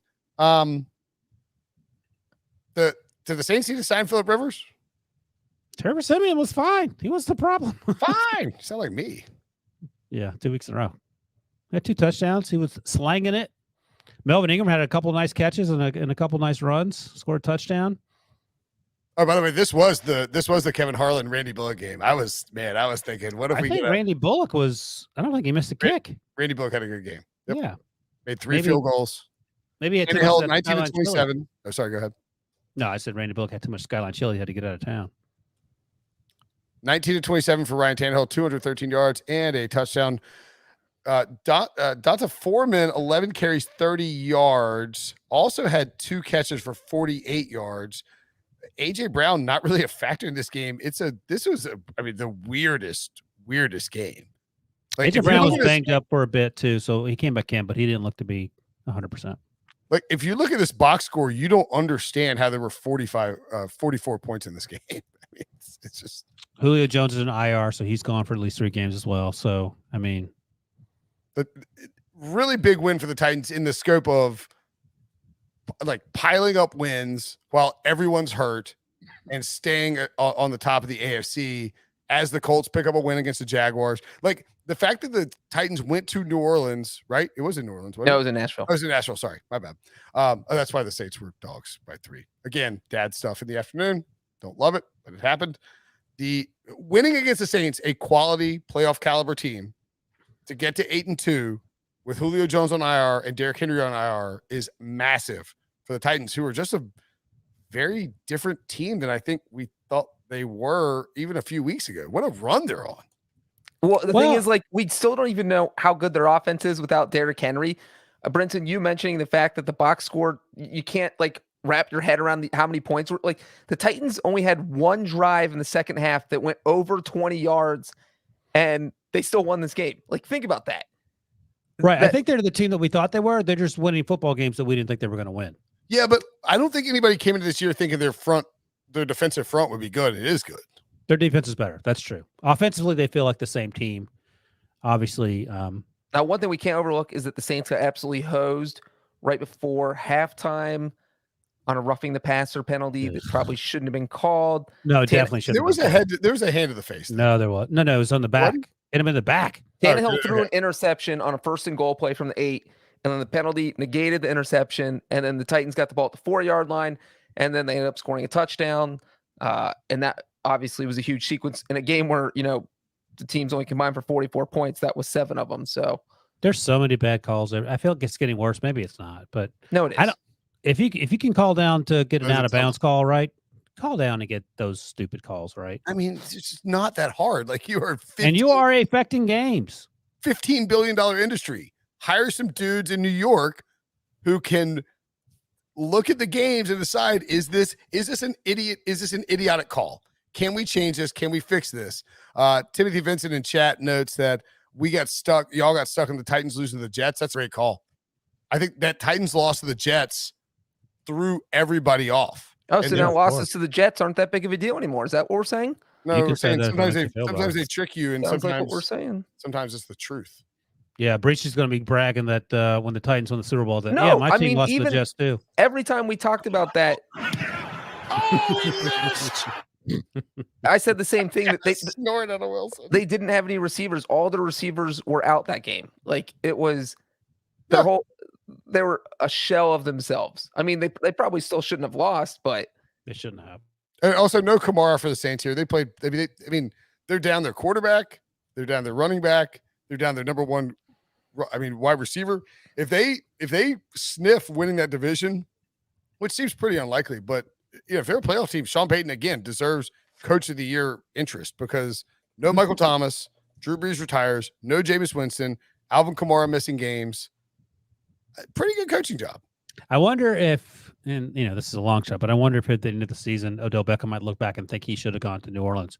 Trevor Siemian didn't look bad. I mean, Odell Beckham sliced Robert Woods' ACL on Friday. So. And you know what's crazy about the Titans? 5 straight wins against teams that went to the playoffs last year. 6 wins overall, but 5 straight of them against teams that went to the playoffs last year. Only the second team in NFL history to pull that off. After the Bengals? Wrong. Oh. The 2003 Philadelphia Eagles. Debo's Eagles. Donovan McNabb. Debo's Eagles. So again, should the Saints sign to Phillip Rivers? No. He's 50. Come on. I don't hate the idea. I like the idea. Is he going to be better or worse than Cam Newton? That's not really a comparison I feel you can make. You're saying he's not as athletic as Cam? Say Cam's not as athletic as Phil. Oh my goodness. I wouldn't sign him. Trevor Siemian, I don't know. I say that now. These backup quarterbacks tend to implode after 1 or 2 weeks with their expiration date. So I keep him on the speed dial. Say, Phil, after next Sunday, we'll reassess, and you might be in New Orleans on Monday. Yeah, I don't think Trevor Siemian sucks or anything. I mean, look, Sean Payton gets the most of his quarterbacks. Wouldn't be shocked if he gets in the playoffs with Trevor Siemian at all. Okay, moving along. The Colts held on for dear life against the Jaguars, 23-17. Carson, crappy cover. I can't believe Jonathan Taylor finished with 116 rushing yards and a touchdown, 5th 100-yard rushing game this season. He may very well be the best running back in football right now with Derrick Henry sideline, Kamara out. He had 77 rushing yards in the first quarter. He had 107 at halftime, so he only had 9 in the second half. Kind of crazy. Tired. It's his 7th straight game with a rush touchdown, the longest streak by a Colts player since 1980 with Curtis Dickey, who had 7 straight as well. He's the 4th player since 1950 to have 7 straight games with 100 scrimmage yards or more, trailing only LaDainian Tomlinson and Lydell Mitchell, tied with Larry Johnson, who surpassed, of course, took over Priest Holmes's role. Carson Wentz, 22 of 34, 180 yards, no touchdowns, no interceptions. I think that the Colts were clearly better in this game and then just held on, right? Isn't that the takeaway? I didn't feel like that. Okay. They had the defensive score. No, if you they had a punt return, a blocked punt return for a touchdown, and if you take that out, it felt like this game was dead even. My takes on these 1 p.m. games are absolute garbage. This is my argument for why I'm never spending time with my family on Sunday again. And they're gonna listen to this podcast. Like, I left, and the Colts are kind of rolling, and then all of a sudden I was like, "Oh yeah." I mean, like they dominated the first quarter, but after, like, it felt like Jacksonville was just kind of chipping away at them the whole time. Wentz had a couple of the Wentzian plays where he was getting sacked, and one time he threw the ball left-handed that was actually complete to Jonathan Taylor, I believe. He caught it, but you're just like, dude, quit doing it. You're just a turnover waiting to happen, and you're going to mess around, as we saw 2 weeks ago when he was in the end zone, and you're going to lose one of these games. So he's clearly the guy. They're going to play him. They're going to lose a first-round pick, but I don't know how far he's taken them. By the way, this is relative to this podcast. My wife just texted me, this effing dog, he just woke me up, jumping on my head while crunching pizza crust. We don't know where he got pizza crust. I was gonna say. Yeah. I was also gonna say, why is your wife up at 12:30? But now I know. And it's crazy to think about with He's this a game. menace to society, and I want to. Are you going to put him up for adoption? No. No. Send him to Wilson's house. Yeah, again, like I really didn't. I was trying to watch as much as I could of the second half, but One of the crazy parts is that Jacksonville's literally driving to possibly win the game, and they got into Colts territory, but then Trevor Lawrence fumbled because he's no Mac Jones. Thank Right, you. Wilson? Thank you. Now Agnew also had a 66-yard rushing touchdown. I did see that. I mean, that's a fairly unusual play given the Jaguars offense. Did they get to 250 again? 250 what? Old Urban's number that he wants to hit 250. 179. 179 rushing yards. He wants 250 and 250. That's what he wants. He got the 150 and 150. Yeah. Job, Herbs. Yeah. I mean, the box score is fairly even. The thing I would worry about with the Colts, and this is kind of a Frank Reich thing, he's not a big foot on the gas, blow somebody out type of guy. And Quentin Nelson also re-aggravated his ankle or some sort of leg injury where he might, if he misses time, that rush offense kind of drops. And I feel like anecdotally Carson Wentz's performance with no Quentin Nelson is substantially worse. That stands to reason. Okay. Moving along. The Colts make the playoffs? Who knows? Let's see. Right now they're 10th. Oh yeah. I mean, they're 5-5, but they have the Bills and Buccaneers the next 2 weeks. All right. Good night, Colts. All right. Let's take a break. When we come back, we'll tell you if the Eagles deserve the win or if they should forfeit. Every member of my family fights this fight. I can't change the way things are done here. Your influence within the prisons is unique. He does a lot of good. He will get you killed.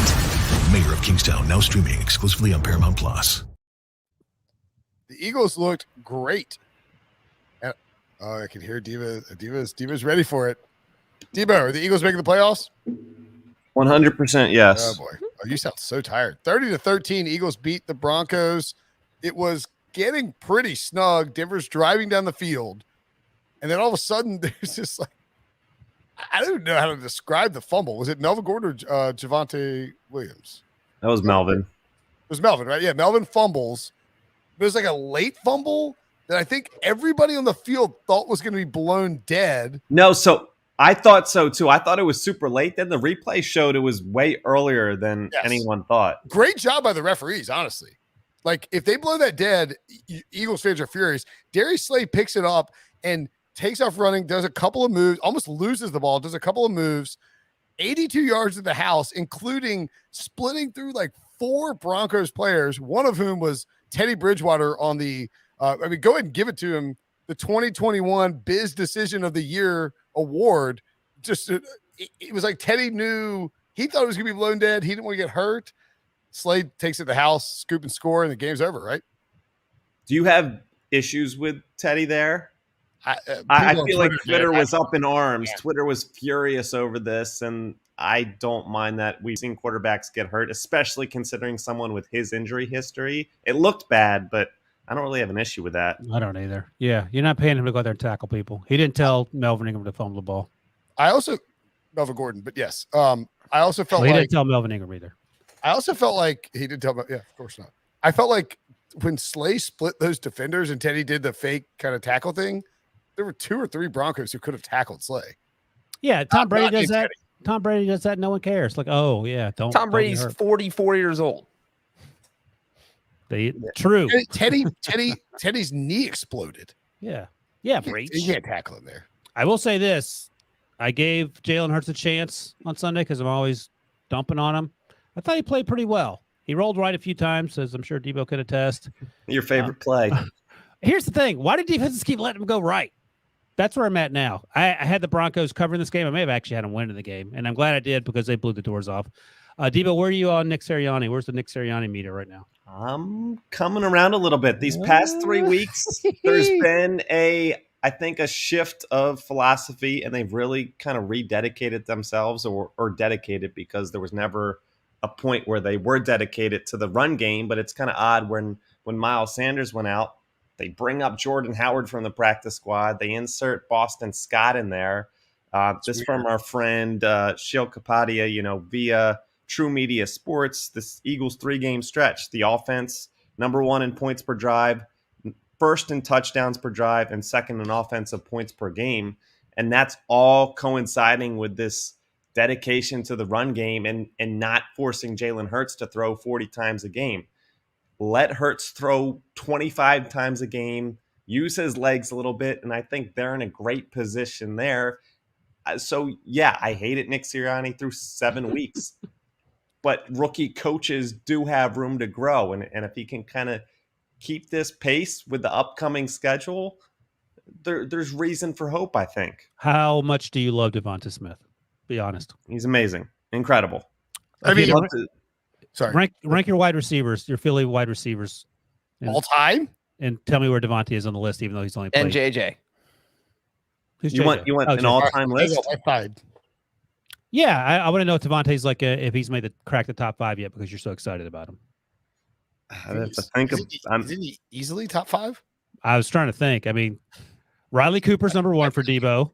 Jeez, you can't say that. Hands, take off the bra and be a man. I got Debo to laugh. Let's go. Terrell Owens. Yeah, Deshaun Jackson. Oh, nice. I think people sleep on how productive Jeremy Maclin was for a while. He was solid. I'm sleeping on that. Pull up your pants, take off the bra and be a man. He found the new button. Oh, boy. Alshon Jeffrey was very good in 2017. I'll give you that. Devontae Smith. Alshon manned up and won the title. Yeah.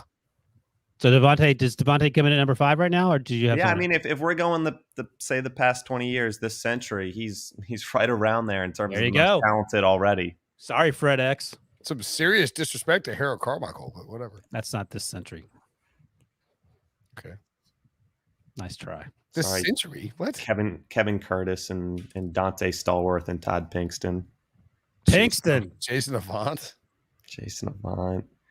Reggie Brown. JJ. Whiteside. But yeah, I'm encouraged, and I keep saying, look, this schedule is just. Dude. Wait, who's the guy? FedEx. Do we name FedEx? I just said FedEx. Yeah. Okay. By the way, all I can think about whenever Devontae Smith does something good is that the Dolphins gave up an extra first-round pick to get Jalen Waddle instead of just sitting still, doing whatever trade the Eagles did to leapfrog the Giants and taking Devontae Smith. So let's recap. I like Jalen Waddle better coming into the draft, and maybe I'm wrong. Right, wrong. Who cares? I mean, I like Waddle a little bit better than Devonta, but man, you can't give up an extra first-round pick for that difference. The 49ers traded up and could have sat and taken Mac Jones. So they passed on Justin Herbert and got Tua, and they gave a first-round pick to get Jalen over. And I like Jalen too. Tua's been playing better, but I mean, revisionist history doesn't look great. So Eagles schedule. Saints at home. Next week. Early one. Eagles are 1.5 favorites right now. Early line there. That's crazy. Who do you like in that? I mean, legitimately, who do you like in that game? I like the Eagles. I'm just laughing. The Saints defense, I feel like, is a bad matchup for the Eagles. Is my only thing. I don't know, man. Jalen rolls right. Just roll right. Roll right, Jalen. Also, Hurts had another. Quez Watkins dropped a horrific drop of a dime from Jalen Hurts. Right before halftime. I think that was the best half of football that Jalen Hurts has played in his pro career, and it could have been even better if Quez caught that. Had a bad interception in the second half where Justin Simmons just read the play really well. But overall, a really good game from Jalen. You want a fun fact for this game and sort of macro league? First time ever that the former teammates, Jalen Hurts, Tua Tagovailoa, and Mac Jones won in the same week. Oh, yeah. I think Devontae Smith had a catch over former teammate Patrick Surtain on Sunday as well. Very nice. On this schedule, looking at the Eagles' schedule here on YouTube, the Eagles could easily make the playoffs. I think they get to 9 wins. And they get to 9 wins. Are they making the playoffs, Breech? Could you say there's a path to 9 wins? No path. Oh, Debo, say it. Please say it. Please say There is a path to 9 wins and maybe 10. Oh, boy. It might be 10 in week 17. No, you guys, I have the clip somewhere. Not it. ready. They're going to be favored. They're favored against the Saints. They should be favored at both MetLife teams, right? Should be. And you know what happened? You know what happens in week 18, Breech? Sit the starters because Cowboys have the division clinched. They'll have the division clinched. They win their last 7 games? Stop. 9 or 10. 9 wins get them in, Breech? I mean, in the NFC, it feels like it could. I think 9. We talked about like potentially 8 last. I think 9 is. I feel pretty comfortable with that. But there's so many teams logjam there that you feel like there could be 2 at 9. So you're gonna have to win. And then it comes to tiebreaker. And you know who has a tiebreaker? The Lions, because they have an actual tie. Let me ask you this. Not Debo, because I know the answer, but the other two. Minnesota, Atlanta, Philadelphia. That's the order of the outside looking in teams. Which one of those teams you get one makes the playoffs as the number 7 seed? What are my options? Minnesota's 8, Atlanta's 9, Philadelphia's 10. You get one team to make it as a 7 I think seed. the Vikings are clearly the best team there, but their schedule is just so much harder. I'm not convinced they're the best team. I don't trust that team. I trust them. I mean, there's I feel like at minimum 4 wins on that schedule. For the Eagles, not the Vikings. For the Eagles, for sure. I think so. And the Vikings, as we know, aren't afraid to muck it up in the fourth quarter. They didn't do it. Vikings also like losing in bad spots to the Bears for no reason late in the year. Trust me, as someone who right. Correct. Man. All right, let's see how this goes. Yeah, I tell you what, Debo, you guys, the Eagles got in the playoffs and then they stole a wild card game. All of a sudden, oh my god! And the thing for Eagles me Bengals is, Super Bowl.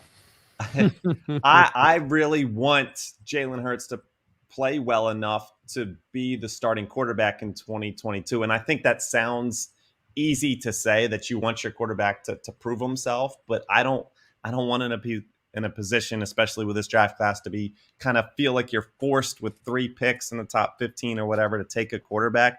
I want him to stay on this trend where at least it's another year of evaluation.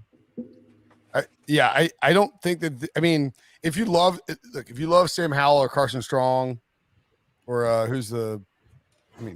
Matt Corral, Malik Willis, Kenny Pickett. Kenny Pickett. Yeah, if you love one of them and they fall to you, that's fine.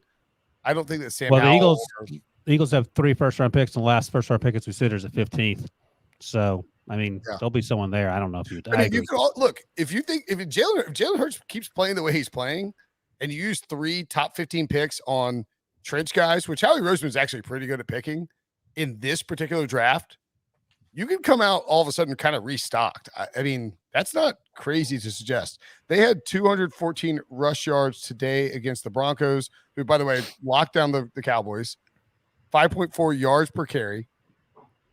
Their last few games, 176 against the Chargers, 236 against the Lions, 135 against the Raiders. They have, I mean, those are their, outside of the first 2 weeks of the season, those are their 4 highest totals. They've been leaning into the run game, and it's working. I don't know what Nick Sirianni was thinking not running the football before. Maybe it was scheduling with Cowboys, Chiefs, Panthers, Bucs, but man, keep this going with the run game if you're the Eagles. It's weird that Miles Sanders had to get hurt to do this. Patriots, 45. Browns, 7. Woo! You don't fire Bill Belichick and get away with it. Patriots have scored at least 45 points in consecutive home games for the first time in franchise history. Wilson, is McCorkle Jones better than Tom Brady? No, not yet. I don't know how I'm sure some nerd somewhere has done the first year comparisons, but the defense has been out of its mind. That helps.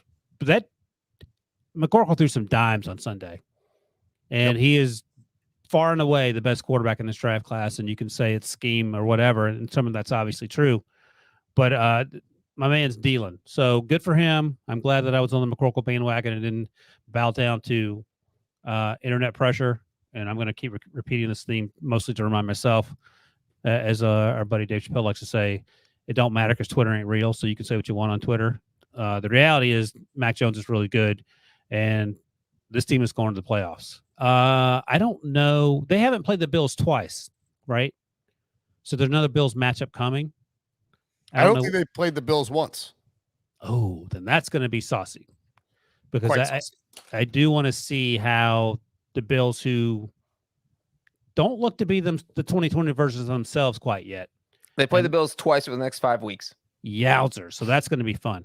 Because the Patriots have gone from a team that can only beat the Jets in the first half of the season, and we had a ton of questions about, to a team that is steamrolling a team like the Browns, who it's weird that the Browns are Brownsing it up, because I think we all agree that this is the year that we thought the team was going to be not unstoppable, but I picked them to win the division. I liked them better than the Ravens. I thought Baker Mayfield and that Stefanski offense excelled because you lean on the running game, but everybody and their brother got hurt. They could not block anyone on Sunday. I mean, Baker Mayfield got absolutely destroyed to the point where he hurt his knee and came out, and they brought in sacrificial lamb Case Keenum, who got destroyed as well. And it was such a blowout, Breech, that McCorkle Jones actually came out for Brian Hoyer. And we know that Bill Belichick rarely takes out his starters, no matter how bad the whooping is he's putting on the opponent. Yeah, Mac Jones made some unbelievable throws in this game. It was one of those where I don't know if you saw the touchdown pass to Kendrick Bourne. It was in the first half. Amazing. 23-yard, like 22 guys. It's double. He's double covered, and Mac Jones is a rookie. There's veteran quarterbacks that won't dare to make that throw because they don't want to make Bill Belichick mad. Because Belichick doesn't want you to turn the ball over, and the fact that he feels comfortable enough to make these risky throws and make them accurately tells you all you need to know about how comfortable he feels in the system. So I think the Patriots, I don't just think they're a wild card contender. I think they could win the AFC East. Yeah, I'm with you. Because as we've talked about, the Bills aren't the 22 version of themselves, and they've had some up and down performances, and those up and down performances have included Josh Allen not being quite his MVP-like self, whereas we've seen the running game take off for the Patriots. We've seen Matt Judon go absolutely crazy, their free agent signing from the Ravens, and the defense as a whole has played extremely well. Ramondre Stevenson played today, had 20 carries for 100 yards, 2 touchdowns. That's huge. You mentioned Kendrick Bourne's touchdown catch. Jacoby Myers, by the way, Breech, had a touchdown late in the game. First touchdown in his NFL career, and his teammates are so excited. Like 15 guys came in. That was, I think, the fun fact there was he has the most receiving yards in NFL history before catching his first touchdown. That is correct. Brinson's back. Oh, my God. I stole his fun fact while he was gone. He's Phil Hartman. That is correct. I think that's Phil I Hartman. agree. I was actually just looking at that. Do you know who the fun fact would be? Do you know who was number 2? Sleeping with the enemy? Nah, number 3. Eric Bieniemy was number 3. Good Chris Berman reference. Gerald Riggs. Gerald Riggs, the Saints. Most receiving yards actually was that was the stat that I saw, was receiving yards. Receiving games, maybe Bieniemy. Anywho, as you were just saying, Wilson, McCorkle dealing. I think I have some. Remember back, I can't remember if I made these in April or May. I think it was. I'm trying to think what the signing was by the Patriots where I made the bet, but I had the Patriots to win the division. I had the Patriots to win the Super Bowl, and I also bet on the Patriots to win the AFC. And I think that there's a path. There it is for the Patriots to get the number 1 seed in the AFC, which sounds insane. You doubled down on Breech. You said he thinks they can win the division. They're 6-4. They're 5.5 point favorites at Atlanta on Thursday night. They're going to have a 10-day bye before they play Mike Vrabel, who, by the way, sent Tom Brady packing and embarrassed Bill Belichick at home in the playoffs. At home, they have the Bills on the road, the Colts on the road, Bills at home, Jaguars at home. and then they close with the Dolphins on the road. I mean, I think that's 1, 2. I think they split with the Bills. I think they get the Titans. I think they get the Falcons. So 1, 2, 3, 4, 5. If they can flip the Colts on the road and they get to 12, maybe 12-5, is that the 1 seed in the AFC? No. Okay. Who's beating Steelers? I just feel like 12-5. 12-5. 12-4-1. That's what you got to beat Tennessee because Tennessee's 8-2. That's going 6-1 over their final 7 games. Playing some good football, Breech. I understand that. I was before Brinson got. I said I'm on the bandwagon. They're running the ball. It feels like a 2001 Patriots team. I mean, I know that sounds like dumb to say because they kickstarted a 20-year dynasty, but they have a great running game with multiple varied running backs. They have a young quarterback who's just making clutch plays late in games, and they have a defense that is sort of no-name-ish, but has a bunch of young talent. Barmore's playing great on the interior. Matt Judon was a huge pickup in free agency. I mean, this team's good. I would. Let me ask you. What would the ratings be for like we talk about LA in LA? What about Belichick Brady Super Bowl in Los Angeles? Well, whoever has Super Bowl this year would love that, I would imagine. It's not us. NBC. Let me ask an equally as important question, and I've been pumping this up for months, but I might be changing my tune. Should the Browns pay Baker Mayfield? Yeah, you can't. 35 to $40 million for what exactly? It feels like a Jared Goff situation. It sort of does, right? Big Baker Mayfield guy, and you can't pay him what you would have to pay him based on the market value. And I don't even think Baker can ask for what the market value is. Baker also can't take I'm not being a jerk. He can't take an Andy Dalton second contract either, which is middle of the road. Why not? You can't take $28 million a year. Because you'll get 35 on the open market, maybe. I think so. Well, they have him under contract for next year. Yep. So then you just say, all right, play it out one more, do the Dak thing, play it out one more season, and either prove it or don't. And Lamar hasn't gotten paid yet either, right? No. Right. And Lamar's, and in fact, well, I told Thursday night when he laid a poo-poo ball in Miami, Lamar was about to make more than Mahomes. You know how funny the 3 days are. Mahomes, I was like, I mean, now Mahomes played great and Lamar played like crap. Yeah, I mean, Baker obviously has 2 months to turn it around, but it has not been fun to watch. I don't know what it was not a great week 10 for that 2018 draft class between Lamar, Mason, Rudolph, the best quarterback from the class, according to some people. Who else? That's actually a great segue. Arnold. Because you know who had a great day? Josh Allen. As the Bills beat the Jets. I can't believe you accidentally did that. The Bills beat the Jets 45-17. Josh Allen back. Most points the Bills have ever scored on the road against the Jets. I have a question real quick or comment. Mike White back on the bench. Go ahead. Trying to make that joke. And he's from the 2018 draft class, and he also lost. Go touche, Breech. I was like, I thought you were gonna be like Brinson. Do you know that Josh Allen wasn't drafted in 2018? No. So that's wild.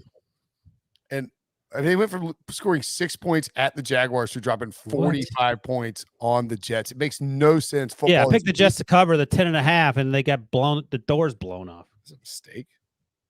I just see that bounce back coming. What are you doing? You're in your own head. I love Mike White. That's a problem. Go ahead. Like the Jets aren't good. The Bills are good. Last week was an aberration. This week was closer to the reality. Stephon Diggs was due. He hadn't had an explosion game. He had mostly an explosion game here. Devin Singletary played well. The Bills are very good. I think that's sort of the takeaway here. I took it. All right, let's move on. Cowboys. Oh boy. Another whooping. How did this go? I had this as an under in one of my best bets. And I'll tell you this. I did not have it as an under thinking the Cowboys would score 43 points. It's still won. Cowboys 43, Falcons 3. My goodness. This is very similar to the previous game, by the way. Really good team, Cowboys Bills, has shocking loss in week 9, flexes in week 10. Cowboys absolutely obliterated the Falcons in the Dan Quinn revenge game. There it is. Holding the Falcons to 214 points, scoring 214 yards, scoring 43 points. Friend of the program, good friend of ours in real life. Feel bad for him, but Jonathan Jones, on Tops on Sunday morning, he said, "I'm apologizing to Atlanta. They're a good football team." Oh boy. I would wonder if he still feels that way. Arthur Smith said, "Hold my beer." Is that what the kids say? Is that how that works? Yeah, I think that's definitely what they're saying. Yeah, I think the Falcons, disregarding what JJ said, the Falcons might be terrible. They're terrible. Look at their wins. They're terrible. They're 4-5, and it's funny you say that, but they have the 4th worst point differential, and the 3 other teams, Lions, Texans, and Jets, and those teams, one has tied the Steelers, and the other one beat the life out of the Bengals. Hey-oh. But the point is that Pull up your pants, take off the bra, and be a man. They're terrible football teams. And I think it was so bad. Trevon Diggs had another interception, by the way, which is insane. But it was so bad on the sidelines for the Falcons that Arthur Smith, who looks like he is basically like a fathead you put on your wall and doesn't move, he was yelling and screaming, and I thought he was going to pop a blood vessel. He was so angry at some of the things that happened on the field, and I don't blame him. Do you know how many points Matt Ryan scored in fantasy? They only had 3 points, so is it? Do you know what it is, Breech? No. Okay. I know because he's on one of my teams. Let me set the over under, and Breech can guess. Okay. 7.5. Good. That's a good number. Under. Yes, under. In fact, you could have said it at 1.5. Jeez. 0.68 fantasy points. Did your undefeated fantasy team finally lose? I'm in a dogfight with Jamie Eisenberg. I'll tell you. Hold on a second. Let's see, where is it? Chip Patterson's beating my ass in Fernelli's fantasy. 1.5. 0.68. Jamie is a 50. Jamie, it's 82.3. Jamie to 88.68 me. Oh boy. I've got Kupp and Deebo Samuel tomorrow night. He has Stafford, Darrell Henderson, and Van Jefferson. That's going to be fun. Spicy. I'm 9-0. Yeah. Anywho, look, man, the Falcons are not good. They run their offense through Cordarrelle Patterson, who I love. Cordarrelle Patterson. Sure, he destroyed my hopes and dreams in 2012, but that's neither here nor there. He's a fun player. But Kyle Pitts is not what all the Kyle Pitts truthers thought Kyle Pitts was going to be in year one. Tight ends usually aren't. He's going to be a value in fantasy next year. Patterson's awesome, but if you're running your offense through Cordarrelle Patterson, you're screwed. And if you have any semblance of a pass rush, Matt Ryan is going to struggle because that Falcons offensive line isn't very good. And this was, that Cowboys team was trying to win this game big time for Dan Quinn because the team fired him. Like, I don't buy into that stuff, but you can. What are you talking about? He got fired. The Falcons stink. It didn't matter. Fine, take that narrative if you want. The Falcons suck. That's fine. You could have had Quinn Medicine lady out there coaching the defense, and they still would have won 43. Quinn Medicine woman. I couldn't think of her first name. Quinn Medicine. Her name's Doctor. Doctor. That's right. I think this needs to be this needs to be a weekly segment going forward. Who do you got this week? Big Ben or Matt Ryan? Because I mean, that's a hard one. I mean, Matt Ryan wouldn't be good behind the Steelers' offensive line. Ben can at least absorb the hits with his. Have you seen the viral video of the guy screaming at Matt Canada? It's hilarious. No, it's this guy in like these. Like, Wilson doesn't use the internet except to do these Zoom calls. I mean, there's some account called like Yenza's for life, and it's this just very angry Steelers fan screaming at Matt Canada. Yeah, like Matt Canada is the biggest problem facing that team. Yeah. Anyway, the Falcons aren't good. True. The idea that we talked ourselves, anyone talking themselves into the Falcons go to the playoffs was idiotic. I don't think that was any of us, was it? That sounds like something Brinson might say, but I don't sounds like JJ. We'll just kick JJ to the bus. I love that you're just dragging JJ. He apologized to Migos, the Braves, everybody from Atlanta. I saw it on Tops. Great show. The one time you watched, you caught that segment. Just happened to see it. No, I love JJ. It was easy to get back on the Falcons bandwagon because they were starting to. Matt Ryan's playing well. They're starting to win some games. It's not a good team. Let me ask you this: Who has a better chance of making the playoffs in your eyes, Brinson? Atlanta or San Francisco? Ooh. Good question. That's a I'll good tell question. you tomorrow. I mean, if San Francisco loses to the Rams at home, they're toast. They're 3-6. Well, one of these teams.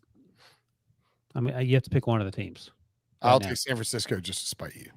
I would take them too. Look, I'm not taking them. Why would I? I'll take the Falcons just to double spite both of you. It's a weird And double. we'll all three be losers in 2 months. That's true.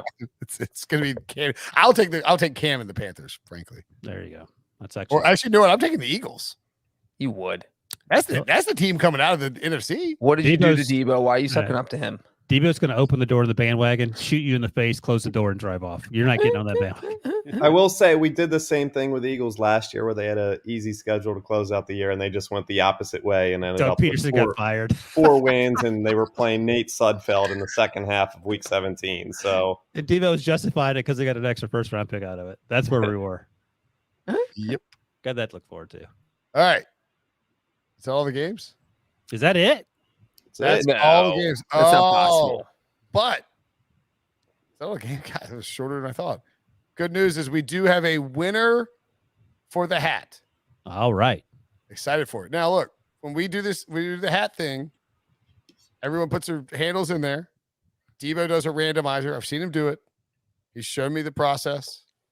Completely random, but this is a loyal podcast listener. Excited for this one. Clarence Yee, you got yourself a Brinson Sucks hat. Let Debo know if you want a hoodie or not hoodie, a freaking toboggan. Winter cap or a baseball cap. Also, how do I no longer have a Brinson Sucks hat? What'd you do with it? You give it away? Yeah, send it to Lucas. Oh, well, Debo can mail you one if you put your name into the raffle. One of the originals. I gave away one of the originals. Congrats to Clarence. Thank you for listening. Remember, we're giving these away we'll give another one away tomorrow night or tonight. Another one on Thursday. These things are selling like hotcakes. There's dozens of us. I would literally trade mine for hotcakes. Would you really? All right, let's do quick winners and losers. Who wants to start, Wilson or Breech? Breech, your voice has held up surprisingly well. That's because I've talked less than usual. I've tried. I'll go first because Breech went first last week. Winner, Detroit Lions, because they didn't lose. They didn't win technically, but they tied, and that's a step in the right direction. And I think Dan Campbell taking over play calling duties. I don't know if it lit a fire into the team, but the running game was working well. The defense was opportunistic, and they should have won that football game, just like the Bears should have beaten the Steelers last week. It didn't happen because Santoso had one of the worst field goal attempts for 48 yards that you will ever see on planet Earth or maybe any other planet. But look, it's a step in the right direction. 8-1 is better than 0-9 for each. They can't go 0-17. They They cannot. would be the first team to ever go 0-17, and they can't do it. That Ain't gonna changes. happen. Yeah. That's what. Well, my loser was gonna be the Lions. What just happened? Why? Why was this loser going to be the Lions? Because they tied. Like nobody wants a tie. Their kicker missed a 48-yard field goal. They're cursed, and now they're winless, and they have a dumb tie on the record, which is even worse. 0-16-1 is just the worst. Ooh, that might be worse than 0-16 because it's absurd. It is absurd. The Lions are my losers. The first time we've ever had a winner and a loser. Wow. There we go. Okay. Now, Brinson, you can either do your winner or your loser. I love that. By the way, my winner and loser. I don't have one. It's a tie between the Lions. No, I will say that I had two that really stood out to me. So I'm gonna do that. I'm gonna tie between my two winners. There you go. One, ironically, they're kind of connected. Bill Belichick uncorked one on the only team that ever fired him. oh, God. The Cleveland Browns. He crushed them. It was 45-7. He inserted himself in the division race, in the AFC race. And again, this team looks and has the feel of a 2001 early edition of the Pats. And the tie for first place with Bill Belichick. Cam Newton. We're throwing it way back. Cam Newton comes in. First pass, first rush, touchdown. First pass, touchdown. He said, I'm back on national TV. Panthers fans have forgotten that they're giving $19 million to Sam Darnold next year and trading a second-round pick for him just because Cam jams some nostalgia in their lives. That's what's happening around Carolina. They don't care about the Darnold thing. So I guess David Tepper technically a winner, but mostly Bill Belichick, Cam Newton, tie. Ironically, again, they were on the same team several months ago. How about your loser or your winner?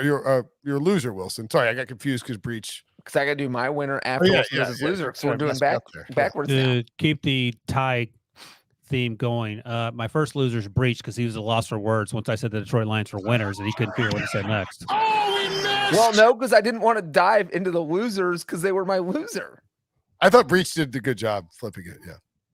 I thought he had a stroke. Like, I didn't know what was going on over there. Well, after what I went through this weekend, it's completely possible. Did you go through this weekend? I'm operating on 3 hours sleep. Over the course of the weekend? Something like that. It wasn't a lot. We've been out with Breech. He's not one to sleep a lot. He does a lot. Gets up to a lot of chicanery. My other loser, slightly less loseristic than Breech, Baker Mayfield, because he just cost himself a lot of money, and it appears unless he has some sort of come to Jesus moment over the next 2 months where he plays like McCorkle Jones, basically, he may be looking for work in another outfit outside of Cleveland after next season, after the 2022 season. So, Baker Mayfield, John Breech, losers. My winner, the Cincinnati Bengals. They got to sit at home in the most wonderful city in the entire country during their bye week. And what they got to do was watch every team in the AFC North not win. Ravens, loss. Browns, loss. Steelers, might as well have been a loss because you tied the Lions.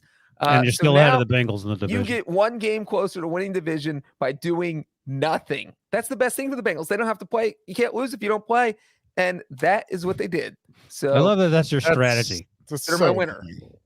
We do an hour. We do like 110 minutes on week 10 of the NFL, and Breech's winner is a team that didn't play.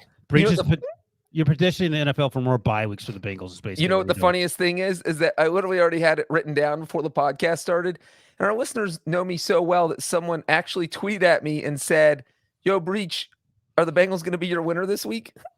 The answer is yes. You're like giggling like a little girl. Because it's hilarious. So thanks to El Condenosa. I can't talk right now. I'm out of words. Out of brains. I think my losers are. I was debating between Russell Wilson and the Seahawks, but I think it's the. By the way, Patrick Mahomes could be a winner too, but I think the Raiders. And I just think very on brand, but I think the Raiders are a loser. They're at home, Sunday Night Football. Chiefs team is struggling worse than they ever have under Mahomes. Under Reed with Mahomes there, and you got a chance to get first place in the division, and you put up 14 points against a miserable Chiefs defense. Derek Carr, fine game, not a great game. They don't run the ball at all. Derek Carr is their leading rusher, dominated by Patrick Mahomes, and you feel like your opportunity to sort of flip the script and change everything got completely thrown back in your face. So I think the Raiders are probably a loser this week. Anything else to add before we get out of here? Negatory. Thanks for inviting me to your birthday, Jeff. There we go. Birthday shout out to the birthday party I went to. Shout out to happy birthday, Jeff. Oh, Jeff's 40th birthday? 40th. I hope it's all downhill from here, Jeff. All right. Thanks for listening. Thanks for watching. Uphill, maybe. He's a Steelers fan, so there's another sister kissing. Again, with a sister kissing. That's if a tie's like kissing your sister, don't you know that? Everyone knows the phrase, just you don't need to say sister kissing on the podcast. He says tiny package and kissing your sister. That's tiny package, kissing your sister, and another thing we won't talk about. All right. Thanks for watching. Thanks for listening. Thanks for hitting the like button. Thanks for following along. You guys are the best. We'll be back tomorrow tonight. We'll be back here in less than 24 hours. God almighty. See ya.